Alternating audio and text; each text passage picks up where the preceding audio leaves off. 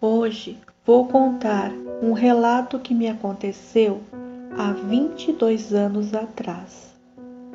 Meu nome é Laura da Silva e com 22 anos fui trabalhar e morar em uma pequena cidade do interior de São Paulo. Morávamos numa república feminina.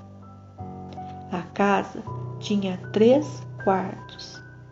Em um quarto ficava 2 moças e no outros 2, 3 moças em cada um. Eu fiquei no quarto da frente junto com a Renata e a Mariana.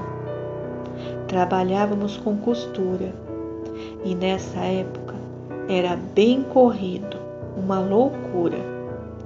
Saíamos de casa de madrugada. Na hora do almoço, almoçávamos o mais rápido que podia. E depois só voltávamos para casa tarde da noite.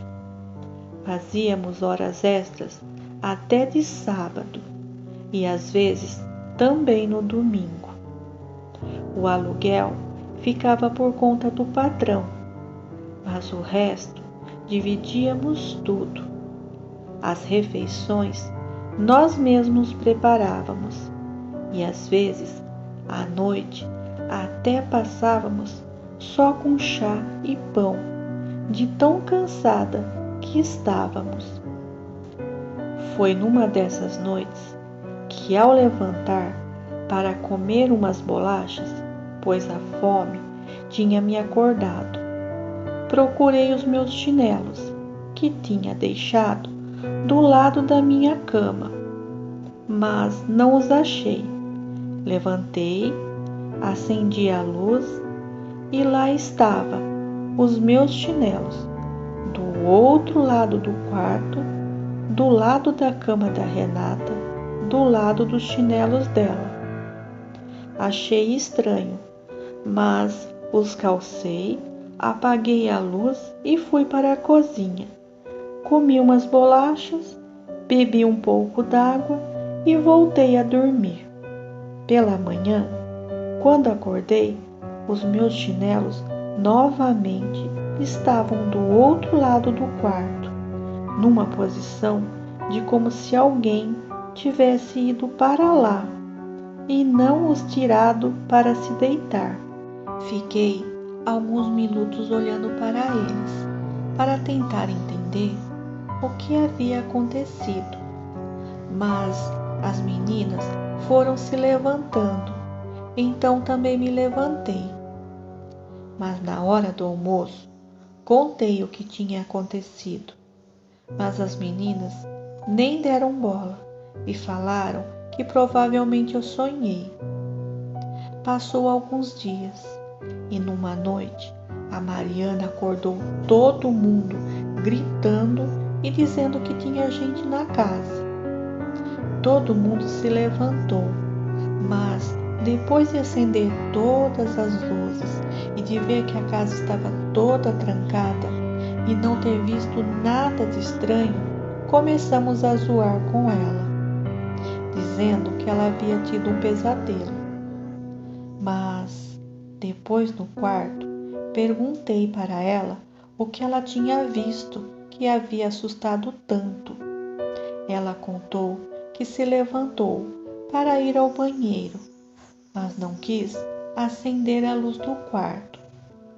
Quando já estava no corredor, ela viu um vulto na sala. Renata, que também ouvia, perguntou como era esse vulto. Mariana falou que era uma sombra escura, que parecia uma mulher de cabelos longos.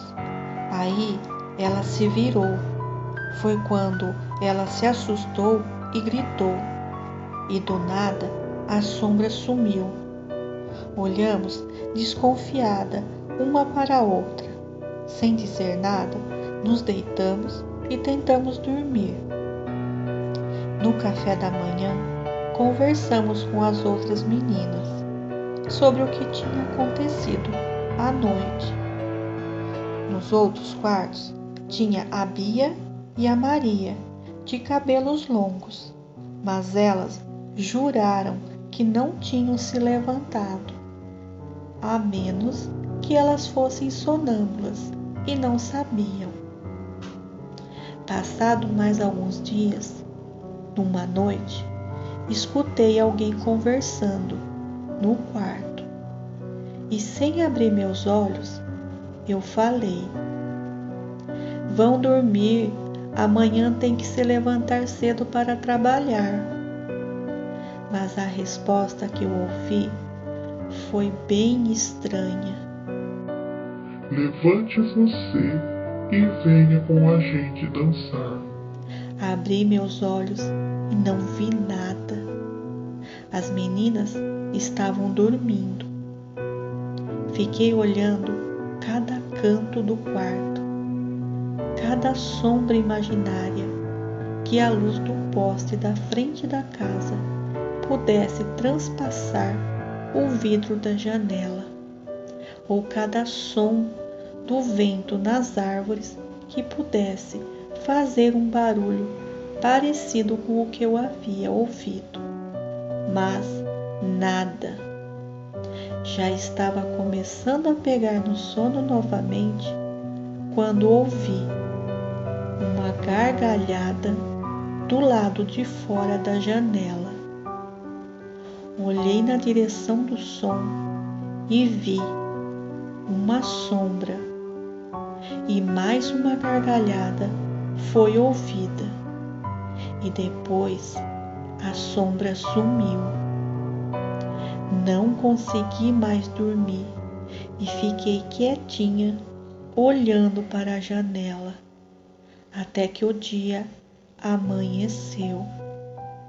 Não contei nada para ninguém dessa vez. Perguntei para a Susana se ela trocaria de quarto comigo. Como ela sempre tinha cobiçado o quarto da frente, ela aceitou bem rapidinho.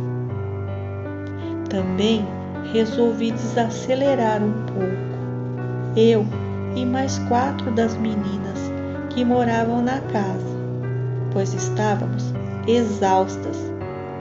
Eu mesmo achava que as coisas que estavam acontecendo era tudo da minha imaginação, tudo cansaço e nada mais.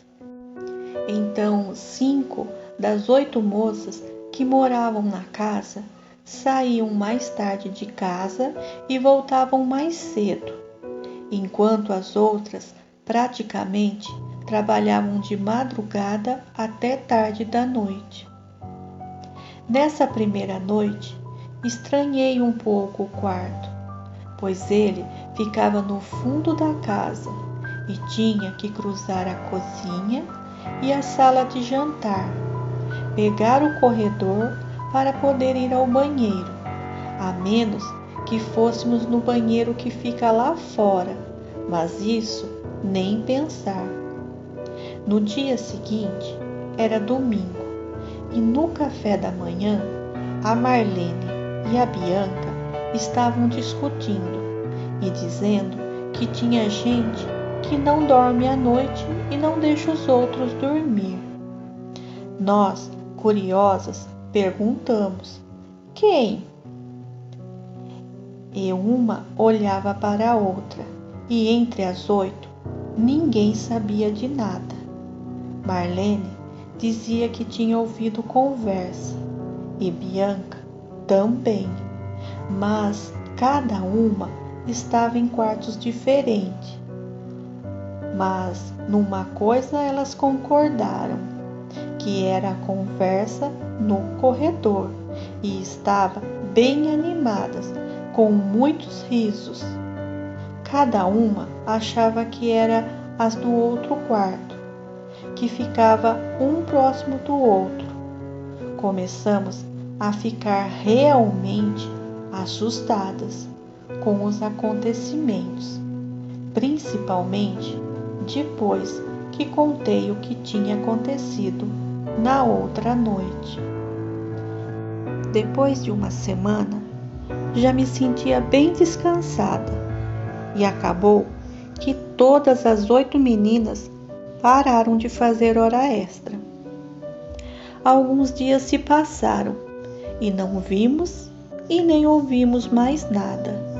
Provavelmente era tudo da nossa imaginação, era muito cansaço.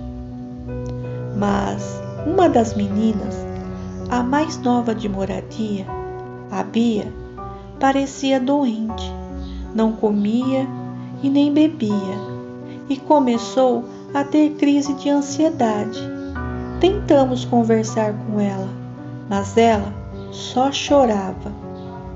2 dias depois, ela precisou ser levada para o hospital. A menina não parava em pé. Descobrimos depois que ela não dormia de medo e que ouvia um bebê chorando embaixo da cama dela. Era estranho que eu, que dormia no mesmo quarto, não ouvia nada, mas me lembrei que na outra noite só eu ouvi vozes e na outra noite só a Marlene e a Bianca que ouviram. Resolvemos conversar com o patrão e saber quem era o dono da casa. Só descobrimos que ali morou uma família de 6 pessoas, os pais, 2 filhas e 2 filhos. Ele também nos contou que o dono da casa já era falecido e que ele pagava o aluguel para o irmão, que morava um pouco distante, em um sítio fora da cidade. Também descobrimos, através de vizinhos, que a família que ali morou foi quem construiu a casa. Era uma família bem discreta, quase ninguém os via.